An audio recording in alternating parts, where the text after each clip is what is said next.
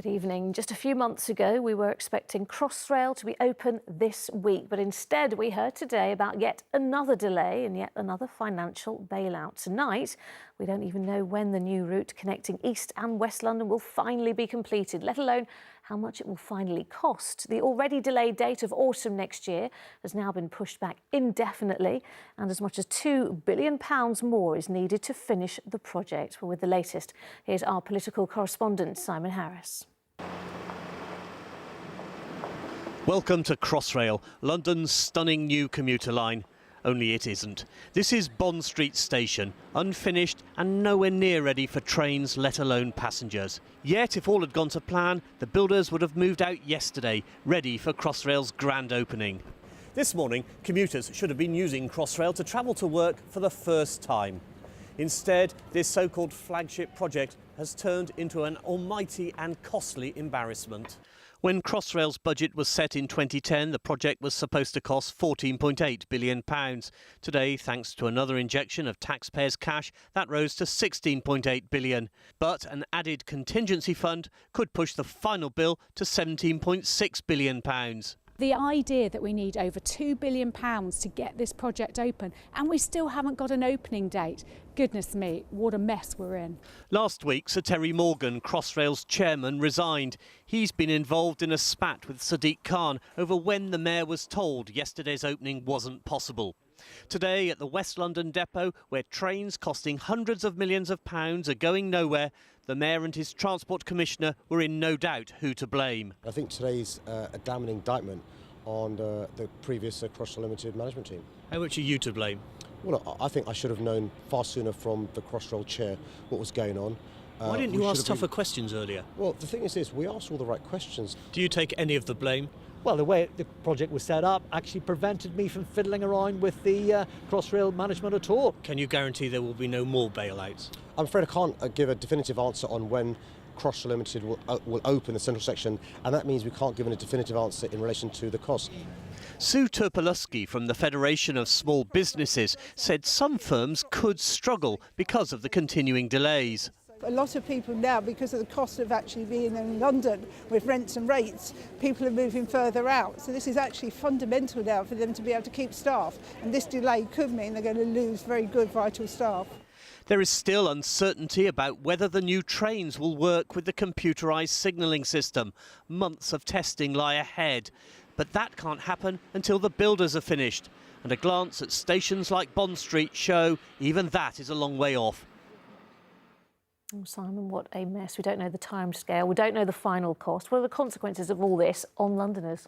Well, the real worry is that even with the government's emergency fund, the £17.6 billion might not be enough to complete the project. The longer the delay, the more it costs. But there's another really critical knock-on from this. Transport for London was relying on income from Crossrail fares.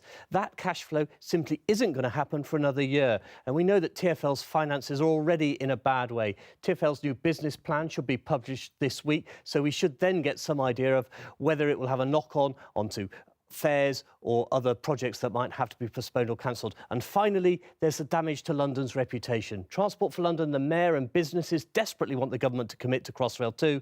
Crossrail 1 isn't a great advert. All right, Simon, thank you. Next, it looks tonight like we may all end up paying more for our journeys on the tube or bus to help cover the cost of the delays to Crossrail. We were told today the problems with the new line will cost TfL £600 million in lost income, and that means Sadiq Khan's flagship fare freeze may not be extended beyond 2020. Our political correspondent Simon Harris has more. I have a fully funded fares freeze package. A Labour mayor who'll make sure they're frozen over the next 4 years. We've frozen the TfL fares over the next 4 years. It has become the mayor's mantra, but 2 years into his partial fares freeze, Transport for London's already shaky finances have taken an unexpected hit. The postponed launch of Crossrail has robbed the budget of hundreds of millions of pounds. The fares freeze was one of Sadiq Khan's headline promises during the 2016 election, but it's cost an estimated £640 million. Now, Transport for London wants to go back to an annual fares increase.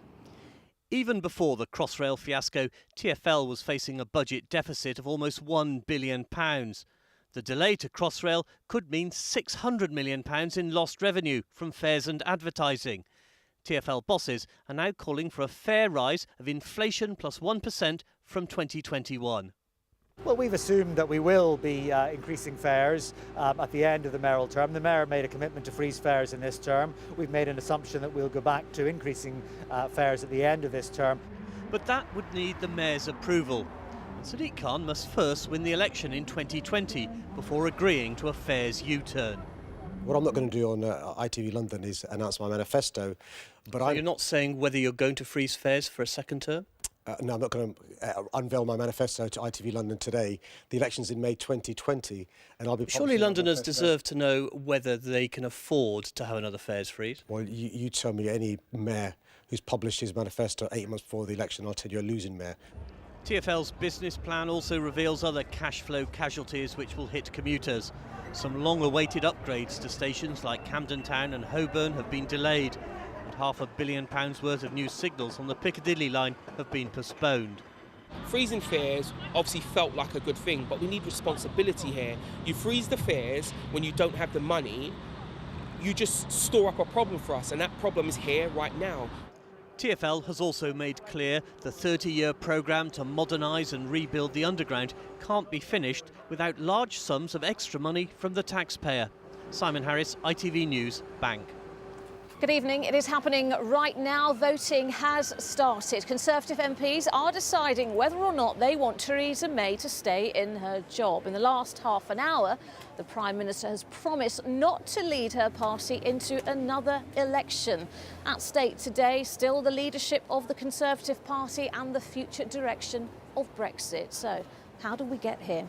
Well, a contest is triggered after at least 15% of Conservative MPs write to the chair of the Conservative Private Members Committee to call for a confidence vote. To remain as PM, Theresa May needs the backing of 158 MPs. Results of the vote are expected by 9 o'clock this evening. So will she get the votes she needs? Well, our political correspondent Simon Harris now on a day of uncertainty for the Prime Minister. It can be lonely at the top, especially when some of your colleagues want you sacked and kicked out of your home. But the Prime Minister wasn't going down without a fight ahead of this evening's confidence vote by Tory MPs. I will contest that vote with everything I've got. I have been a member of the Conservative Party for over 40 years. I've served it as an activist, councillor, MP, shadow minister, Home Secretary, and now as Prime Minister. I have devoted myself unsparingly to these tasks ever since I became Prime Minister, and I stand ready to finish the job. In contrast to the solitary figure in Downing Street, there were chaotic scenes outside Parliament. Oh dear. A TV camera was knocked over as a swarm of photographers and journalists mobbed one of Mrs May's cabinet ministers. Out of this scrum emerged the Environment Secretary, Michael Gove. I'm so sorry. That's all right. Yeah, you do. The MP for Surrey Heath had been sent on a mission to tour the makeshift TV studios with a defiant message about Mrs May's career prospects.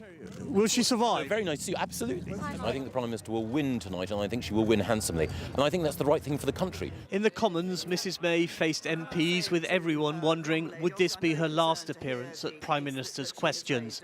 Labour MPs were determined to make it as uncomfortable as possible. By pulling the Brexit vote, the Prime Minister must now concede that her deal is doomed. Can the Prime Minister confirm which is worse, no deal or no Brexit? But right now, her most dangerous critics are on her own benches. Well, my judgment is that it would be better if we had someone else to articulate the route to the 29th of March, and us leaving the European Union, who has a more confident vision of the future and better capable of presenting that vision. But who is that mythical person with a confident vision and communication skills? Could it be the invisible man, the one Brexit cheerleader who was nowhere to be seen today? Uncharacteristically, Boris Johnson was keeping a low profile. Perhaps because it's by no means certain Mrs May is finished. I think she's going to get through, not comfortably, but really fairly convincingly. this evening, and then we'll all be back to where we were before. This evening, Theresa May attempted to face down her challengers, addressing backbench MPs in a House of Commons committee room before they deliver their verdict in a secret ballot. Simon Harris, ITV News, Westminster. Let's bring in our political correspondent, Simon Harris. Simon, goodness me, it's all happening here behind us, isn't it? What's going to happen next in the next couple of hours, and then after that, what are the possibilities? Well, everything has changed in the last half an hour with that declaration from Theresa May to her backbench MPs that she will not contest the next general election as the leader of the Conservative Party. It's a high-risk strategy. Will it win over her detractors, those who think she should go now, but now might say, let's not rock the boat, she's only going to hang around for a short time, let's get through this difficult period, and post-Brexit, we know that she's not going to be around, so we can live with that? Or will it make other MPs think, hold on, she's now effectively a lame duck Prime Minister. It really is time to get rid of her now while we've got the chance, because remember, under Tory party rules, if she survives tonight's vote, other backbench MPs can't launch a challenge against her for another 12 months. Yeah, and of course, if she loses, what does that mean for Boris Johnson? What that means for Boris Johnson is he has to make up his mind. Does he want to be the next Prime Minister and throw his hat in the ring?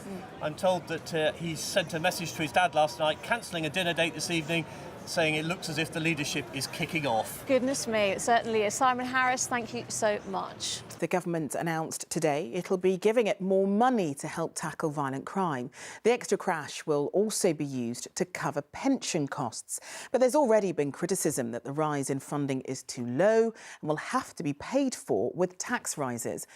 In total, the Met will be given an extra £172 million. That includes an extra £14 million specifically for violent crime.